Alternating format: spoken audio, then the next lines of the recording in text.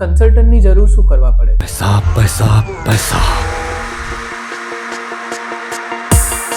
અમને ઘણીવાર આ ક્વેશ્ચન પૂછવામાં આવે છે, એક ફાઇનાન્શિયલ કન્સલ્ટન્ટની જરૂરત શું છે? આપણે જાતે પણ રોકાણ કરી શકીએ છીએ, આપણે એકદમ હાઈલી એજ્યુકેટેડ છીએ, ભણેલા ગણેલા છીએ, તો પછી એક કન્સલ્ટન્ટની જરૂર શું કરવા પડે? તમે ક્રિકેટની વાત કરો, કોઈ પણ સ્પોર્ટ્સ તમે લો, દરેકમાં કોચ હોય છે. રિયલ ગેમ તો એ પ્લેયર્સ રમી રહ્યા છે, કોચ તો ફક્ત બહાર હોય છે. દરેક વસ્તુમાં, દરેક સ્પોર્ટ્સમાં તમે જુઓ, કોચ અને સપોર્ટ સ્ટાફની જરૂર પડે જ છે. તો તમે જ્યારે ફાઇનાન્શિયલ કન્સલ્ટન્ટ પાસે જાઓ છો, ત્યારે કન્સલ્ટન્ટનું કામ જ એ સ્કીમ કરતા તમારું રિસ્ક મેનેજ કરે. આ કોઈ આઈસ્ક્રીમ જેવી વસ્તુ નથી કે બધા માટે વેનીલા છે. બધા માટે અલગ અલગ સ્કીમ બનેલી છે, દરેક સ્કીમ અલગ અલગ રીતે પરફોર્મ કરી રહી છે. ડોક્ટરને કન્સલ્ટ કરવા જઈએ ત્યારે આપણે ડોક્ટરને એવું કહીએ છીએ કે મને આ દવા આપી દો, કે પેલી દવા આપી દો, કે મને આ થયું છે કે તે થયું છે. તમે ડોક્ટરને ફક્ત એટલું કહો છો કે તમને શું પ્રોબ્લેમ છે. પછી એ ડોક્ટર તમને એનાલાઇઝ કરીને કહે છે તમને આ બીમારી હોઈ શકે છે અને એનો આ રીતે ઈલાજ થાય. તો તમે જ્યારે ફાઇનાન્શિયલ કન્સલ્ટન્ટ પાસે જાઓ છો ત્યારે તમે